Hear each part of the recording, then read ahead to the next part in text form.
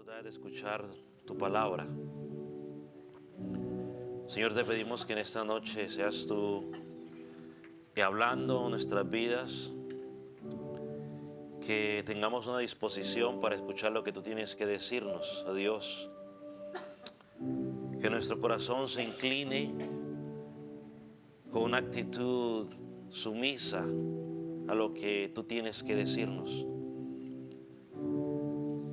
Señor, que tu palabra pueda discernir las intenciones de nuestro corazón. Oramos para que tú sigas abriéndonos los ojos de nuestro entendimiento. Y oramos por aquellos que no te conocen, mi Señor, para que tu Espíritu Santo pueda convencerlos de su condición espiritual y que puedan acudir al único en el cual pueden encontrar salvación, Jesucristo, el Hijo de Dios. Padre, quédate en medio nuestro, en el nombre de Jesús.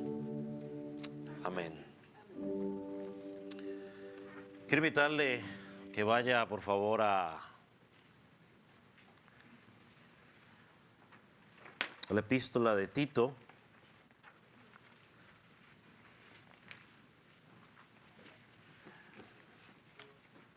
Capítulo 1. Vamos a leer los primeros 4 versículos. Puede indicar con un amén cuando lo haya localizado. Dice la palabra del Señor de la siguiente manera: Pablo, siervo de Dios y apóstol de Jesucristo, conforme a la fe de los escogidos de Dios y el conocimiento de la verdad que es según la piedad, en la esperanza de la vida eterna, la cual Dios, que no miente, prometió desde antes del principio de los siglos, y a su debido tiempo manifestó su palabra por medio de la predicación que me fue encomendada, por mandato de nuestro Salvador. A Tito, verdadero hijo en la común fe, gracia, misericordia y paz de Dios, Padre, y del Señor Jesucristo, nuestro Salvador. Amén. Puede tomar asiento.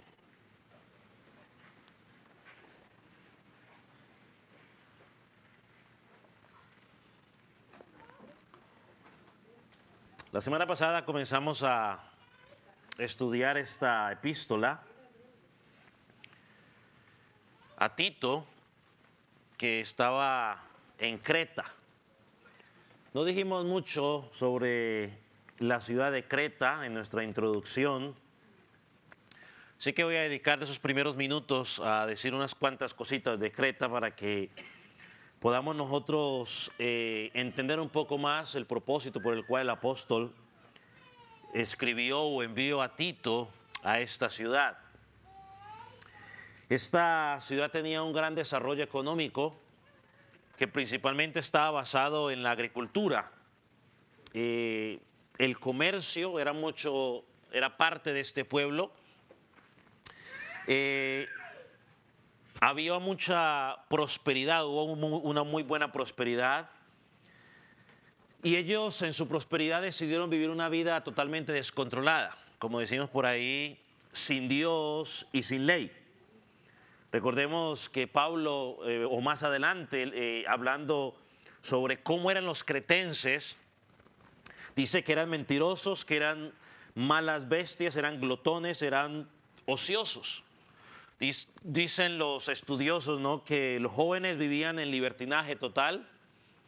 Las mujeres y los hombres, cuando eran fieles a sus cónyuges, eran ridiculizados, o sea, se burlaban de aquel hombre o aquella mujer que era fiel.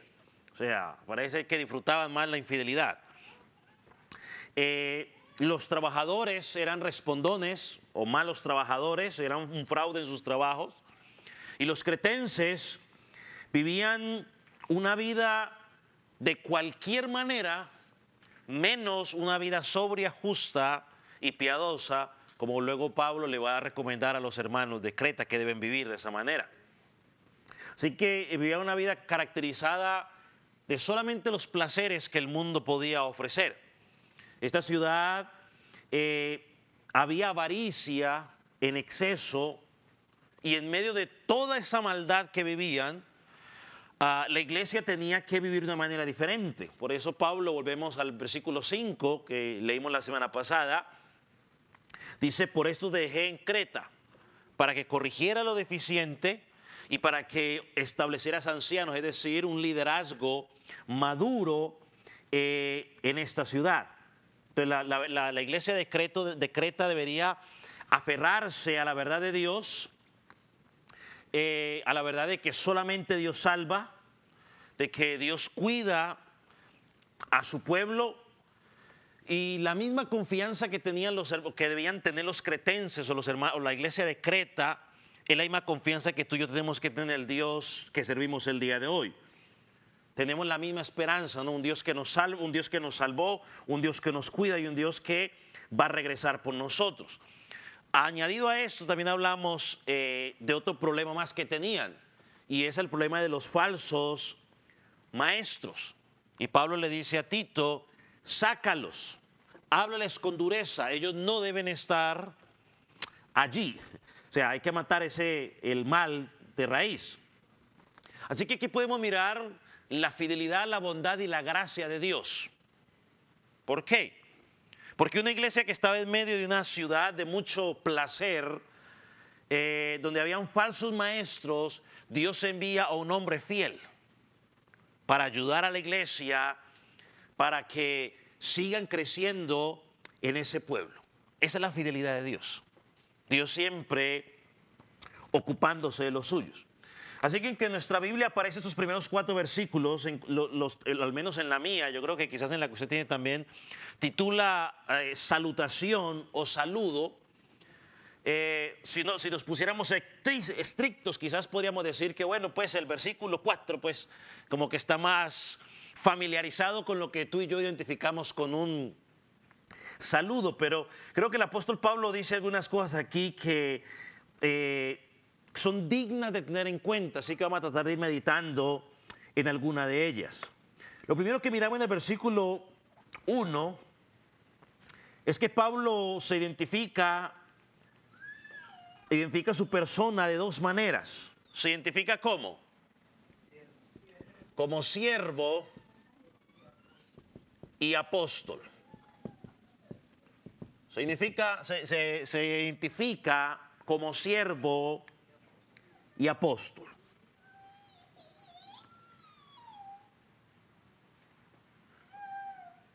Siervo de Dios, el Dios que no cambia, el Dios que no toma al inocente por culpable, que no toma al culpable o al inocente por culpable o al culpable por inocente. Ya me confundí. Al culpable por inocente.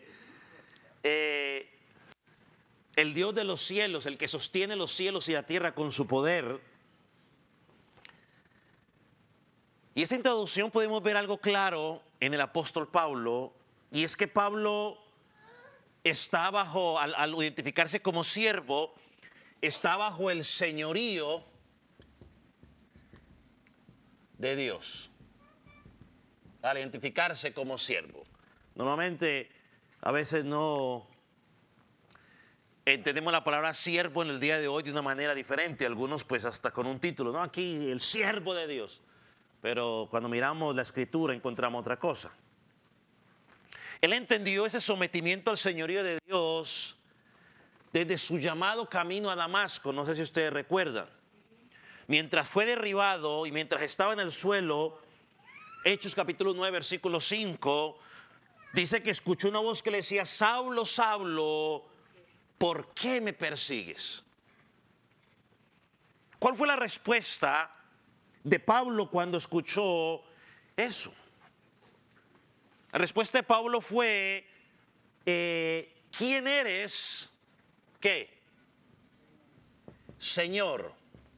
Y hablamos de que Señor es amo o dueño. Habla también de gobierno, ¿no?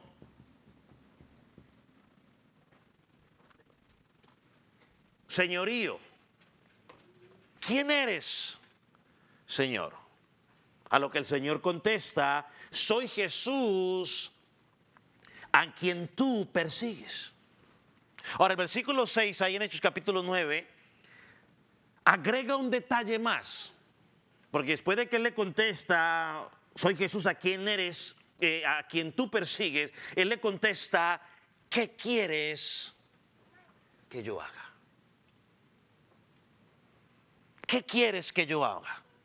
En ese momento es donde vemos el total sometimiento del apóstol Pablo al señorío o al gobierno de Dios. Y cuando hablamos de señorío, de gobierno, de dueño, estamos hablando de que Pablo se identificaba como que él le pertenecía ¿a quién? A Dios. Ya no soy mi propio dueño. Ya no son mis planes. Ya no son mis propósitos. Son los planes y los propósitos ¿de quién? De mi dueño, de mi Señor, de mi Dios. Y sabemos, ¿no?, que esta palabra en el griego, en el idioma original, doulos, o así significa ¿qué? Esclavo. O sea, nosotros si lo tuviéramos que leer así sería Pablo, esclavo de Dios.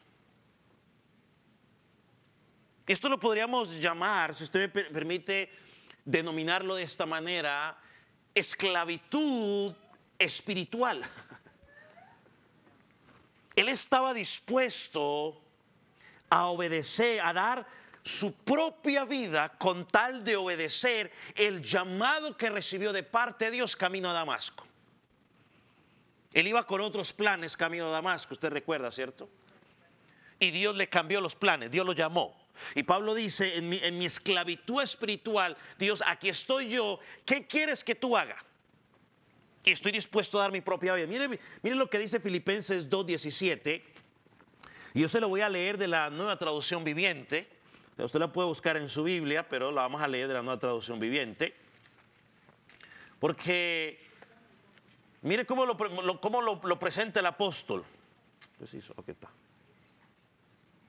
Dice, sin embargo, me alegraré aún si tengo que perder la vida derramándola como una ofrenda líquida a Dios, así como el fiel servicio de ustedes también es una ofrenda a Dios. Yo quiero que todos ustedes participen de esta alegría. Me alegraré, aun si tengo que perder mi vida, derramándola como una ofrenda a Dios.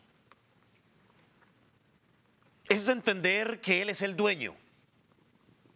Mi vida no importa, con tal de que yo haga lo que Él tiene que hacer. Eso es lo que Él está reconociendo cuando dice aquí, Pablo, siervo de Dios, o esclavo de Dios. Hechos 20:24, miren lo que dice. Quizás aquí lo dice un poco más claro. Si no le quedó muy claro, Filipenses 2:17. Pero Hechos 20:24 dice, pero mi vida no vale nada para mí a menos que la use para terminar la tarea que me asignó el Señor Jesús. Wow. ¿Cuál es la tarea? Dice aquí, la tarea de compartirles a otros la buena noticia acerca de la maravillosa gracia de Dios. Ahora, yo quiero que usted piense un momento, cuando usted se identifica como siervo de Jesucristo, puede decir lo que Pablo está diciendo aquí, pero mi vida no vale nada, a menos que la use para terminar la tarea que el Señor me asignó. Wow. Eso es entender de que somos esclavos de Él, que somos siervos de Jesucristo. ¿Y la tarea cuál era? Compartir las buenas nuevas. presentar el mensaje de salvación. Entonces, hermano, debemos entender que tú y yo somos esclavos de Cristo.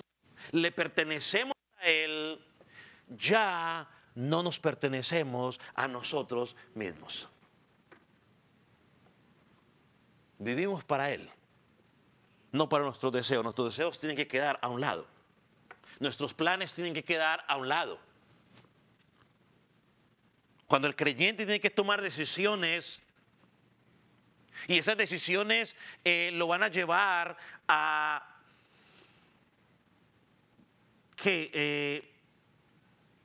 llevar a, ¿qué palabra podemos usar? A ofender a Dios, pongamos esto, a ofender la gloria de Dios. El creyente tiene que decir, ¿qué hago? ¿Ustedes recuerdan a José? Esa fue la respuesta de José a la mujer de Potifar. Y dice, ¿cómo le haré yo tan grande mal a quién? A Dios. Se metió a Potifar, pero también dijo, a Dios. ¿Cómo le voy a hacer yo tan grande mal a Dios? Entonces el creyente no debe en ningún momento comprometer la gloria de Dios. Vivimos para Él porque somos sus siervos. Nos guste o no nos guste. Y en el servicio a Él, en muchas ocasiones nos va a tocar que decirle a nuestros deseos, a nuestros planes, aguanten, porque primero está lo que Dios tiene, que me pide que yo haga. Ahora, Pablo no era así. Mire cómo era Pablo. Vaya a 1 Timoteo, capítulo 1, versículo 12 al 16, vamos a leer, para que miremos que Pablo no era así.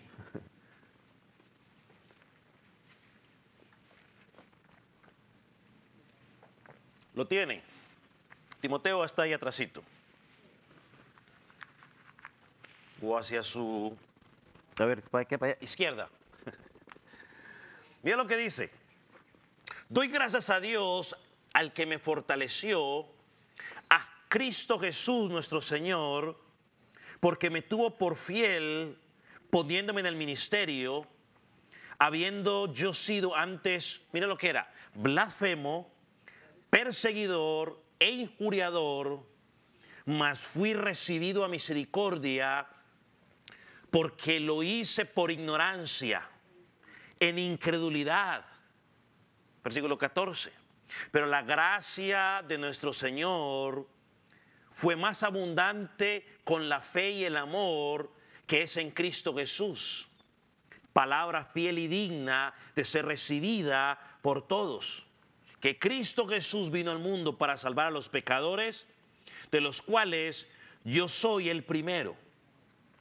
Pero por esto fui recibido a misericordia, para que Jesucristo mostrase en mí el primero toda su clemencia, para ejemplo de los que habrían de creer en Él para vida eterna. Pablo reconoce que su vida antigua, él era un blasfemo, él era un perseguidor de la iglesia, él era un infuriador. Y aunque usted y yo no lo queramos aceptar, esta descripción que Pablo está dando de sí mismo es la descripción de ¿quién? Suya y mía. Tú y yo éramos unos blasfemos y unos perseguidores de Cristo. Injuriadores. Nos oponíamos a Él. Vivíamos en nuestros deseos. Porque es que el ser humano, al parecer del ser humano, el ser humano no se ve tan malos como ellos. Es que yo no soy tan malo. Claro, cuando yo me comparo al lado de un asesino, pues no soy tan malo. Sí, soy un angelito, ¿no? Pero cuando me comparo con la que la Escritura describe de un malo, soy un ¿qué? Malo. Perverso. Hasta que solo fue cuando Dios nos alumbró. O sea, yo podría decir, porque yo crecí en un hogar cristiano, donde los papás eran cristianos, y no tuve exposición descontrolada a las cosas del mundo. Yo puedo decir, no, malo. era malo, por lo que enseña la palabra. O sea, maldad no es únicamente el que roba, el que mata, el que no, es malo, es todo aquel que está sin Cristo. La Biblia lo describe como malo, pecador. No somos tan buenos como nos creemos. Gente dice, no, es que yo no le hago mal a nadie. Soy buen esposo, soy buen padre, soy buen trabajador. ¿Qué quiere? ¿Cómo que malo? Bueno, la Escritura, es que ese es el engañoso corazón. No, tú estás bien. La Escritura dice que somos malos. Y cuando Él nos abre el entendimiento, es que nosotros podemos decir, wow, Señor. Ahí es cuando decimos lo que dijo el hijo pródigo. Señor, he pecado contra el cielo. Es decir, he pecado contra el Padre. Necesitamos de su intervención. Entonces Pablo ahora de perseguidor se convirtió a siervo. Ahora le pertenezco a Él. Ahora le sirvo a Él. Hermano, la vida, y ahora que usted está en Cristo, perdone que uno tenga que enfatizar esto, pero hay que enfatizarlo porque es la verdad de la Escritura. Esto debe caracterizar la vida del Hijo de Dios. El Hijo de Dios debe caracterizarse porque vive para nuestro Dios. Sirve a nuestro Dios mientras sirve a los hermanos. Cuando tú estás sirviendo a los hermanos en la congregación local, estás sirviendo al tu Dios que dices que profesas. Cuando tú no estás sirviendo a los hermanos, tú no estás sirviendo al Dios que tú profesas. Eso es lo que enseña la palabra. Le guste, lo entienda o no lo quiera entender, o como sea, eso enseña la palabra. Porque Dios nos equipó a cada uno de nosotros para la edificación del cuerpo de Cristo. Debemos dedicar todo nuestro tiempo, toda nuestra fuerza, todos nuestros afectos para servir al Rey de Reyes y Señor de Señores. Mira una cosa, encuentra a Pablo. Cuando usted ve el testimonio de Pablo, es presentado en la Escritura, o sea, hablemos de Saulo, un hombre que perseguía la iglesia, era inclemente. Dice que la primera vez que lo encontramos que se menciona es cuando trajeron a él los residuos, lo que quedó de la muerte de ¿quién? De Esteban. Era terrible. Pero ¿qué pasó cuando llegó a Jesucristo? ¿Perdió el apóstol Pablo ese ímpetu que tenía? Esa pasión. No, la misma pasión que él tenía para perseguir a la iglesia es la misma pasión que él tenía ahora para servir al Señor. ¿Cómo es posible que llegamos a Cristo y ahora no? Es que soy la mansa paloma que ha venido a América. Perdón. No. Ese mismo ímpetu, pero ahora controlado por el Espíritu Santo, tenemos que usarlo para el servicio de nuestro Señor y Salvador. Eso es decir que soy siervo de Él. Es más que una presentación. Los mexicanos creo que lo usan mucho. Mucho gusto, Dixon Clipper, no es mexicano, pero mucho gusto, Dixon Clipper, a su servicio. O sea, ellos se presentan a su servicio. O sea, para servirle a usted, dicen esas demás. Para servirle a usted. Pero llegamos a Cristo y se nos olvida servir. Se nos apaga el impulso. A Pablo no se le apagó el impulso. Ahora era controlado por el Espíritu Santo. A Pedro tampoco se le acabó el impulso. Pedro era bien impulsivo, pero ahora era controlado por el Espíritu Santo. Pero seguía con su mismo impulso para servir al Señor. Hermano, Él es digno de todo nuestro servicio. Cuando tú y yo le servimos, le estás adorando. Adorar no es únicamente cantar lo que estábamos cantando hace un rato. Porque la gente piensa, vamos al tiempo de adoración. Y creen que el tiempo de adoración es únicamente cantar. No, es el tiempo del cántico. La adoración es todo lo que usted le hace a Él. Cuando escuchamos su palabra le estamos adorando. Cuando oramos le estamos adorando. Cuando estamos testificando estamos adorando. Cuando estamos predicando estamos adorando. Cuando estamos sirviendo estamos adorando. Cuando estamos perdonando los unos a los otros estamos adorando. O sea, la adoración es un estilo de vida, no es un cántico. No, nos hemos metido en ese cuento y no, es todo. Aquí, cuando nos reunimos, la iglesia se reúne Adorar involucra todo lo que hacemos. Entonces la Escritura nos muestra que todo creyente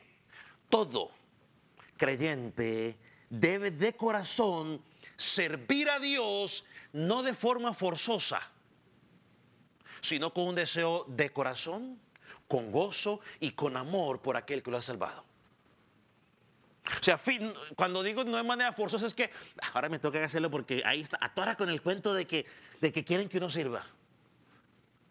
No, pero Pablo, me encanta Pablo porque Pablo en 2 Corintios dice, el amor de Cristo nos constriñe, o sea, nos impulsa. O sea, humanamente nadie me obliga, pero espiritualmente cuando yo entiendo que le pertenezco a Él, me siento impulsado a servirle. Señor, ¿qué me diste? Yo nada, mire, nada de lo que usted y yo podamos hacer, le podemos pagar al Señor lo que Él hizo por nosotros. Nada. Así que no le servimos para pagarle, le servimos en agradecimiento, en amor, por lo que Él ya hizo para nosotros. Porque es que tú y yo no merecíamos ser salvos. O levante la mano el que merecía ser salvo. Pero Cristo nos salvó. Miren lo que dice, va conmigo a Romanos 12, 11 y 13. Romanos capítulo 12.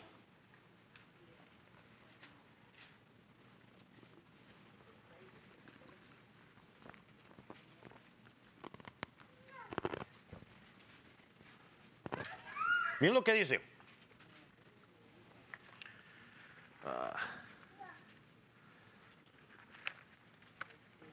¿Lo tiene? Porque como que estoy viendo acá así.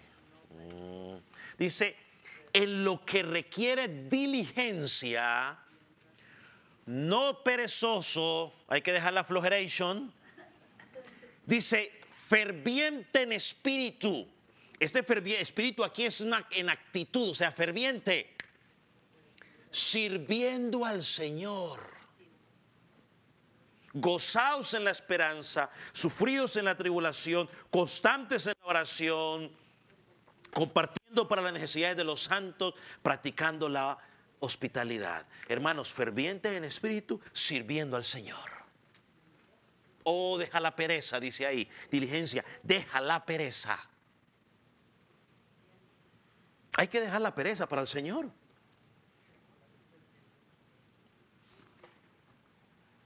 Es que esa es la vida del creyente. Hermano, el creyente vive. Yo sé, estamos aquí en Estados Unidos y de alguna manera a veces la gente quiere pensar, oh, estoy viviendo el sueño americano. No, el creyente, el que está en Cristo, no vino a vivir el sueño americano. Es más, se lo pongo de esta manera. Muchos de ustedes llegaron con la idea a este país del sueño americano. Y no me diga que no, porque llega usted con esa idea. Pero ¿sabe qué hizo Dios? Dios los alcanzó aquí y les dijo, no, es que usted no viene a vivir sueño americano, usted viene a vivir para mí. Vino a buscar una mejor vida y Dios dijo, no, pero es que usted va a vivir pero para mí. Servirme. O sea que vivimos para servirle a Él. Podemos ser muy buenos trabajadores, podemos lograr muchas cosas allá afuera, pero si tú y yo somos salvos y no estamos viviendo para servirle a Él, estamos perdiendo el tiempo. Y esto no lo digo yo, la Escritura te va a llamar a cuentas. Ahora puedes dar, como hablamos el domingo, puedes dar tu razonamiento y te puedes justificar todo lo que tú quieras en tu mente. Puedes escoger la mentira que tú quieras para engañarte a ti mismo. A mí no me vas a engañar, te estás engañando a ti mismo. Pero delante de Dios, el día de mañana, cuando Él te llame a cuentas, no tendrás excusa. No va a haber excusa. Ahora, lo segundo que Pablo nos presenta aquí es, primero, siervo de Dios. Y el segundo título que él es apóstol de Jesucristo. Apóstol de Jesucristo. Ahora, nosotros nos podemos comparar con Pablo como siervos. Nos podemos comparar ahí con Pablo como siervos de Dios. Pero en el segundo aspecto, no nos podemos comparar. No nos podemos llamar apóstoles. ¿Por qué? Porque el Señor escogió sus 12 apóstoles y después de esos 12 apóstoles no hay más. Ahora, si tomamos el significado de apóstol, que es mensajero o alguien enviado a una misión, si lo vemos desde esta perspectiva, bueno, nos podríamos identificar con esa labor apostólica. Pero de los 12 apóstoles no hay más, porque solamente hay 12. La Escritura dice, por ejemplo, esto lo hemos hablado varias ocasiones, son un recordatorio, que habían varios requisitos para ser los apóstoles. En Hechos, cuando fueron a buscar el reemplazante de Judas, pues ellos empezaron a buscar unos requisitos, y eran tantos los requisitos que en ese tiempo solamente ¿cuánto encontraron candidatos? ¿Alguien recuerda cuántos candidatos encontraron? 2. Imagínense, y acaba de morir Jesucristo. Y solo 2 candidatos se encontraron. Y el que entendió, entendió. Entonces, pero uno de los requisitos era que debían haber sido, estar presentes en la resurrección de Jesucristo, haber sido escogidos por el Señor Jesucristo y haber recibido el Evangelio directamente del Señor Jesucristo. Pero según la Escritura, no Dixon Klinger, el que le falta fe o le falta visión o lo que quieran decir, dice otra cosa. Vaya a 1 Corintios capítulo 15, está un poco largo pero vamos a leerlo. 1 Corintios capítulo 15, versículo de 1 al 10. ¿Lo tiene? Ahí está el antico de Romanos.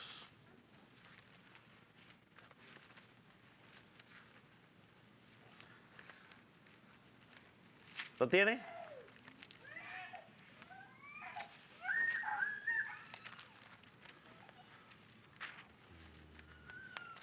Miren lo que dice.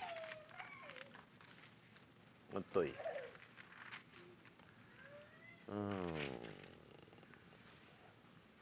Además os declaro, hermanos, el evangelio que os he predicado, el cual también recibisteis, en el cual también perseveráis.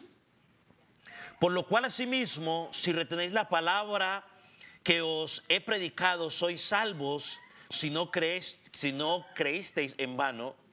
Porque primeramente os he enseñado lo que asimismo recibí, que cuando Cristo murió por nosotros, por nuestros pecados, conforme a la Escritura, y fue sepultado, y que resucitó al tercer día, conforme a las Escrituras, y que apareció a Cefas, y después a los 12, y después apareció a más de 500 hermanos a la vez, de los cuales muchos viven aún y otros ya duermen.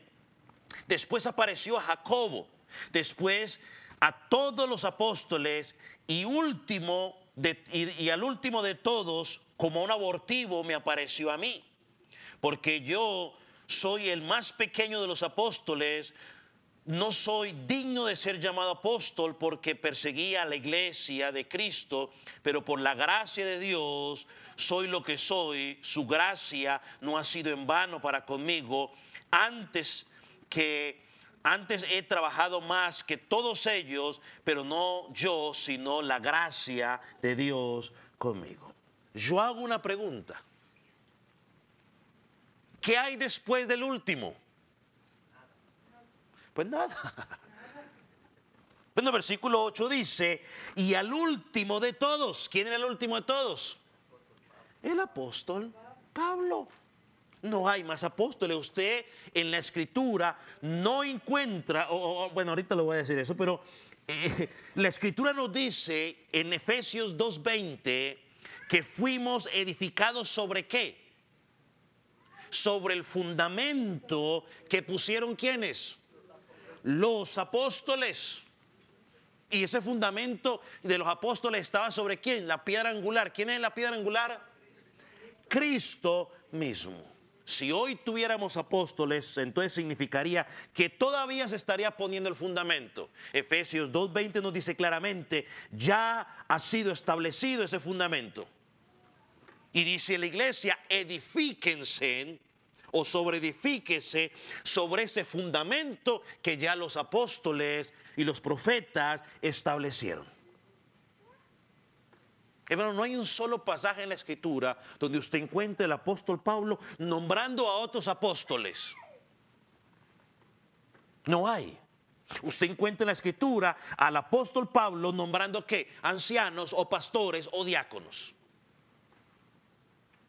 Eso fue lo que pasó en Hechos, ¿no? Cuando ellos comenzaron a nombrar diáconos porque estaba habiendo unos inconvenientes dentro de la congregación. Debemos usar los nombres bíblicos que Dios nos dio. Aunque el nombre a profeta, apóstol suene demasiado elegante, fue reservado para los que Jesucristo escogió en su momento. Hoy la Biblia nos llama pastores, maestros, siervos, si quiere llamarse. Debemos usar lo que la Biblia nos dice. Dice, pero como siervo de Jesucristo, Pablo dice, volviendo aquí a Tito, ha sido puesto con una misión. Es confirmar la fe de aquellos que han sido escogidos por nuestro Dios. Así que Pablo, cuando se identifica como apóstol allí, no es una cuestión de, digamos, de orgullo, sino que está hablando bajo qué autoridad él viene. Pablo está diciendo, vengo con la autoridad, no con mi propia autoridad, no con la autoridad de mis propias creencias, sino con la autoridad de Jesucristo, de aquel que me llamó, recuerdo, camino a Damasco. Ahora, mire, luego Pablo de hablar de que siervo de Jesucristo, o siervo de Dios y apóstol de Jesucristo, esto nos lleva a un segundo punto que encontramos aquí, es, él estaba comprometido con la misión de Dios. Leamos el pasaje nada más, el versículo 1. Pablo, siervo de Dios, apóstol de Jesucristo, conforme a la fe de los escogidos de Dios y el conocimiento de la verdad que es según la piedad. Es más, si leemos el versículo 2 dice, en la esperanza de la vida eterna. Estos dos versículos nos hablan de cuál era la misión del apóstol Pablo. Pablo dice, yo vivo para hacer la voluntad de Dios, y el cumplir la voluntad de Dios involucra algo. Y lo vemos en el versículo 1, en la parte B, C, y en el versículo 2, en la primera parte. El versículo 1, lo primero que Pablo nos dice, y creo que es lo que vamos a mencionar el día de hoy, es conforme a la fe de los escogidos. Segundo, el 1C o la tercera parte, el conocimiento de la verdad según la piedad. Y ese tercero aspecto de la misión de Pablo es, y la esperanza de la vida eterna. Tres áreas del ministerio del apóstol Pablo. Vamos a mirarlas cada una de ellas. Hoy vamos a mirar una y las otras las miraremos la próxima semana. Estas eran las tres áreas que impulsaban la vida del apóstol Pablo. ¿Recuerdan lo que leímos allá en Hechos 20:24? Dice, pero mi vida no vale nada a menos que la use para terminar la tarea que me ha asignado. ¿Cuál fue la tarea? Conformar la fe de los escogidos, el conocimiento de la verdad según la piedad y la esperanza de la vida eterna. Entonces el don del apóstol era para edificación de la iglesia.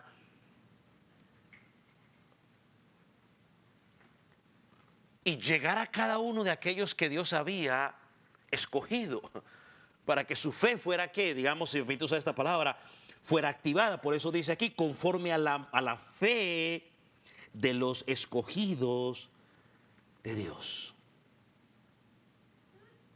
Va conmigo a 2 Timoteo capítulo 2, versículo 10.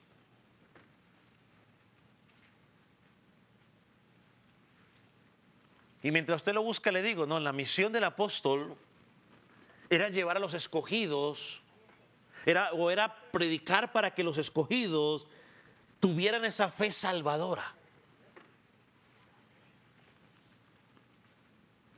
Porque los escogidos no serán redimidos hasta que ellos no crean por fe al escuchar la palabra, la verdad. Miren lo que dice Timoteo, 2 Timoteo capítulo 2, versículo 10. Por tanto, todo lo soporto por amor a los escogidos, de los escogidos, para que ellos también obtengan la salvación que es en Cristo Jesús con gloria eterna. Pablo dice, todo lo soporto. Yo no sé quiénes son los escogidos, dice. Es que no hay una señal en ellos. Yo no sé cuáles son, pero yo soporto todo lo que soporto. Ahora, ¿qué soportó el apóstol Pablo? Naufragios, lo apedrearon, le dieron latigazos, maltratos, encarcelamientos. Dice, todo eso yo me lo aguanto con tal de que cuando yo predique, aquellos que hayan sido escogidos encuentren la salvación por medio de esa predicación del evangelio. Todo lo aguanto. Y nosotros hoy no aguantamos que nos miren feo, para hacer una aplicación a nosotros. Hoy no aguantamos que no nos saluden.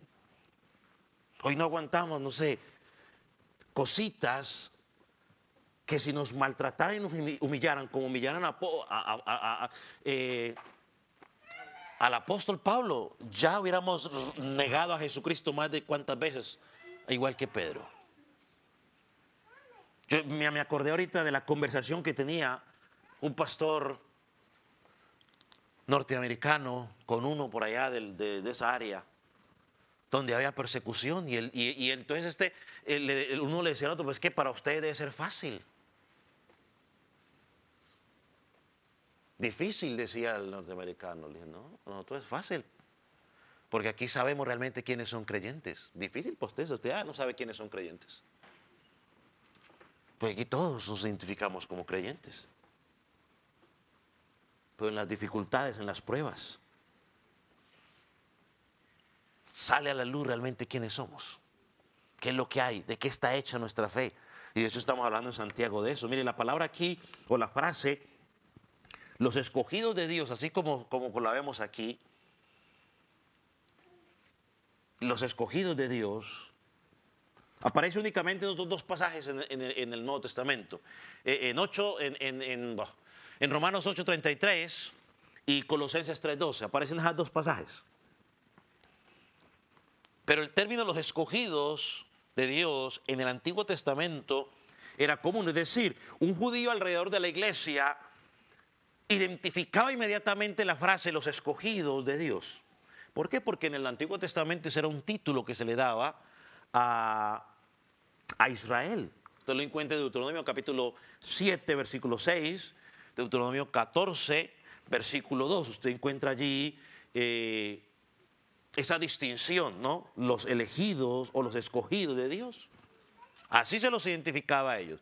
Pero cuando llegamos al nuevo pacto, en el nuevo pacto está la iglesia del Señor. Y la iglesia del Señor está compuesta ¿por qué? Por judíos y gentiles. La Biblia dice que Él derribó la pared de separación y de los dos pueblos hizo ¿qué? Uno. Entonces la iglesia hoy es llamada la escogida de Dios o los escogidos de Dios, como dice nuestro término aquí en el pasaje que estamos estudiando.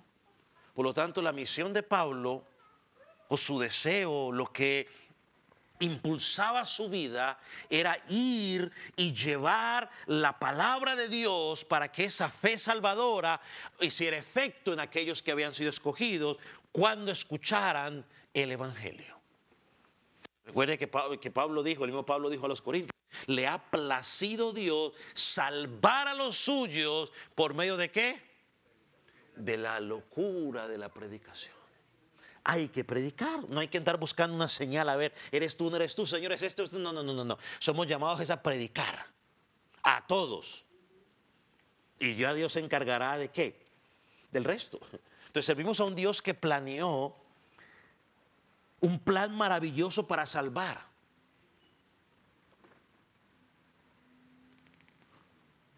Y aunque algunos lo digan, yo por lo menos por la Escritura creo de que nadie llegó solo a Dios.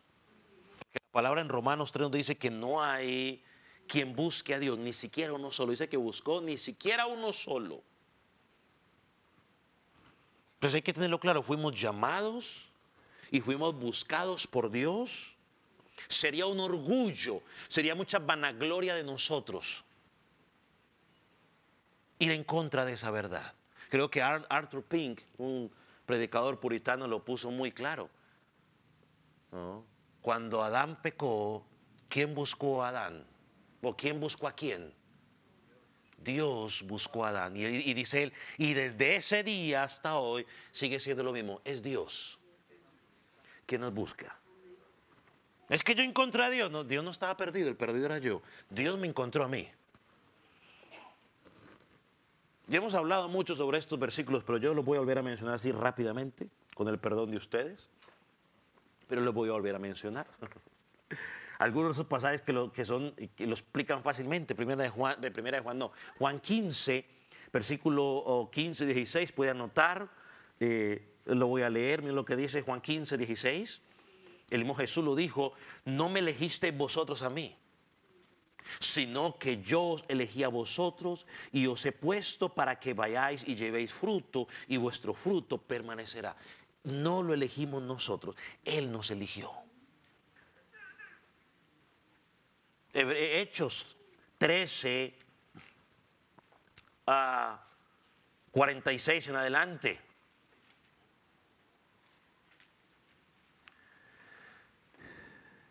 Y aunque voy a leer solamente un solo versículo, pero voy a leerlo todo para agarrar el contexto. Dice, entonces Pablo y Bernabé, hablando con denuedo, dijeron a vosotros, a la verdad era necesario que os hablase primero la palabra de Dios. Mas puesto que las desecháis y no juzgáis dignos de la vida eterna, ahí está hablando a los judíos que rechazaron el evangelio, he aquí nos volvemos a los gentiles. Porque así nos ha mandado el Señor diciendo, te he puesto para luz de los gentiles, a fin de que seáis para salvación hasta el último de la tierra. Mira el versículo 48. Los gentiles oyendo esto se regocijaban y glorificaban la palabra del Señor, y creyeron todos los que estaban ordenados para vida eterna. Cuando regresamos o cuando vamos a Romanos, encontramos la misma enseñanza. O sea, esta enseñanza está en los evangelios, esta enseñanza está en Hechos, esta enseñanza está en Romanos. Romanos capítulo 9, versículo 13, no tiene que buscarlo. Se nos dice, como está escrito, a Jacob amé, mas a Esaú aborrecí. Y Pablo, pareciendo que como que se va a anticipar a lo que al razonamiento humano, donde el humano comienza a preguntarse, y él dice, ¿qué diremos? Versículo 14, ¿qué diremos? ¿Hay injusticia en Dios? Y él mismo contesta, en ninguna manera. Y va al versículo 15, que algunos que nos aclara todo. Dice, pues a Moisés dije, tendré misericordia del que yo tenga misericordia, y me compadeceré del que yo me compadezca. Y luego sigue diciendo, y no depende del que corra, no depende del que quiera, sino del que Dios tiene misericordia.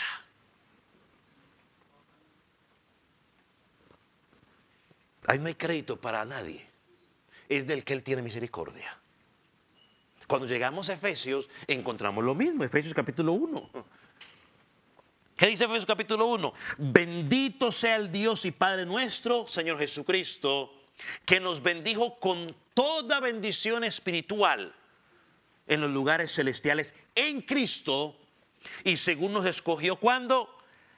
Antes de la fundación del mundo. Hermano, desde ese momento nos predestinó para ser sus hijos. Y en 2 Tesalonicenses encontramos quizás uno de los versículos que con mayor claridad nos dice las cosas. Capítulo 2, versículo 13. Pero nosotros debemos dar siempre gracias a Dios. Hermanos, no nos debemos cansar de darle gracias a Dios. ¿Por qué debemos dar gracias? Sí, pero miren lo que dice. Hermanos amados, por el Señor de que nos haya escogido. ¿Desde cuándo? Desde el principio. ¿Para qué nos escogió? Para salvación mediante la santificación por el Espíritu y la fe en la verdad. Son algunos ejemplos. Apocalipsis nos dice, y cuando llegamos a Apocalipsis, nos dice que nuestros nombres están escritos en el libro de la vida, el cual fue escrito en el libro de la vida del Cordero, que fue escrito ¿cuándo? Antes de la fundación del mundo. Yo lo dije una vez. Uno a veces, o yo lo hacía, lo practicaba porque así lo aprendí. Y repite conmigo, Señor, escribe mi nombre en el libro de la vida. Hermano, si Dios tiene el nombre escrito suyo en el nombre de la vida, lo escribió en la eternidad, no ese día que usted está diciéndole, Señor, ahorita escríbelo. Desde antes de la fundación. Yo leí un libro hace unos años del doctor Charles Stanley, creo, falleció hace unos años, me parece, o meses, por ahí. Y ahí en el capítulo hablaba él, ¿tiene Dios un borrador? ¿Tiene Dios un borrador? Que está, borra y anote. Dixon, lo anoto.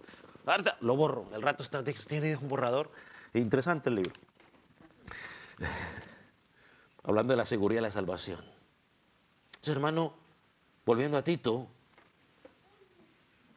Pablo aquí nos da la sensación de que Pablo está diciendo, hay elegidos de Dios, pero yo he sido enviado para predicarles, para que su fe se active. Y eso es lo que tú y yo hacemos cuando cumplimos la gran comisión, ¿recuerdan, no? Ir y hacer discípulos, predicar el evangelio a toda criatura, sin importar su condición externa, toda criatura. ¿Por qué?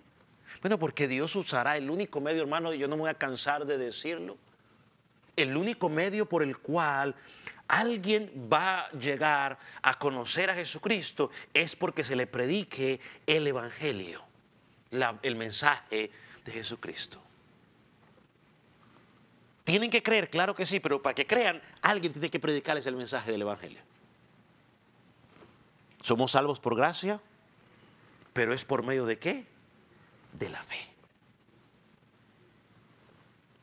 Romanos también nos dice, Romanos 3, que la salvación es por la fe. Así que Pablo dice, conozco mi misión. Mi misión es darle a los elegidos la oportunidad de escuchar el evangelio salvador para que puedan creer y ser redimidos. Esa es mi misión, ese es mi propósito. Y ese debe ser la misión y el propósito suyo y mío cuando nos vemos aquí como siervos de Jesucristo. Hay personas que conocemos que necesitan escuchar el mensaje. Hermano, Dios nos escogió en Cristo, no en base a tus obras ni mis obras, no en base a tu justicia o mi justicia, sino en la justicia de Cristo. En las obras de Jesucristo o la obra de Cristo en la cruz del Calvario. Así que, y aquí podríamos añadir, algo, porque él habla aquí de la fe de los escogidos. Una fe que también es un acto de ¿quién? De Dios. Él obra en nosotros. Nadie nace con esa fe salvífica. Podemos tener alguna fe humana para ciertas cosas, pero la fe salvífica proviene de Dios. Y quizás esto no se, Dios en su providencia alineado con lo que haremos un poquito el domingo. Pero ¿por qué yo no puedo tener esa fe salvífica? ¿Por qué no la podemos tener? Porque la Biblia nos dice cuál era nuestra condición. ¿Cuál era nuestra condición antes de que Cristo obrara en nuestra vida? Muertos. Y un muerto no puede tener fe. Él nos revive para que podamos tener esa fe. Si usted y yo pudimos tener fe en Él, fue porque Él ya nos había dado el entendimiento para poder tener esa fe. Entonces, la verdad del Evangelio nos dice que todo aquel que cree y se arrepiente, le serán perdonados sus pecados. Amigo que estás en Cristo, esa es la promesa de Él. Que si tú crees en Él, no importa el pecado que hayas cometido. Moisés fue un asesino y Dios lo perdonó. Pablo era un asesino y Dios lo perdonó. Yo no creo que tú hayas sido un asesino, pero si estás aquí y mataste a alguien en el pasado, Dios te va a perdonar si vienes a Él. Y dale gracias a Dios que no has atrapado a los hombres, porque no estuvieras preso.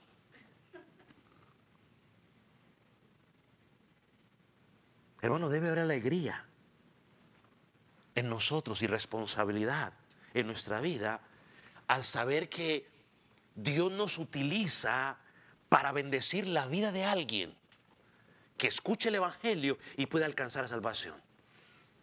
Pero la mayor alegría debe ser, wow, le estoy siendo útil a mi Señor. Eso es lo que Pablo dice. Decía, hoy me alegro que Él, a pesar de todo lo que yo era, me pueda usar para servir a mi Señor. Hermano, qué privilegio. Debe llenarnos de alegría, debe llenarnos de responsabilidad. ¿Cuál es la misión de Pablo? Predicar conforme a la fe de los escogidos de Dios. Luego él comienza a hablar del conocimiento de la verdad según la piedad y la esperanza de la vida eterna. Pero si Dios nos da vida, eso lo estudiaremos la próxima semana. Amén. Vamos a orar. Ponga sobre sus pies.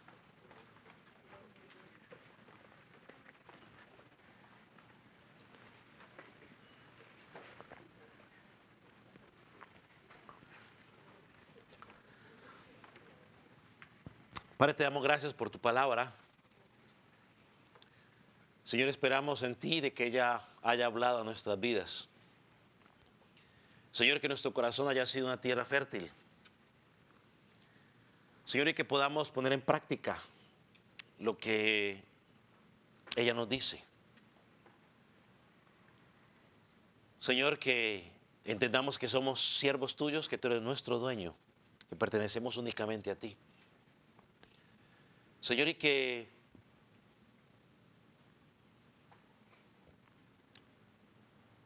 si tú nos has llamado, nos has salvado, lo único que podemos hacer en agradecimiento es vivir para ti. Gracias por ponernos en una iglesia local, con hermanos como nosotros, que están en ese proceso también de santificación, pero que juntos podamos trabajar para tu gloria.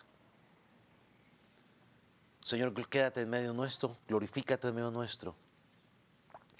Y que podamos seguir viendo tu obra, moviéndose en esta congregación de manera especial. En el nombre de Jesús. Amén. Amén. Puede tomar asiento.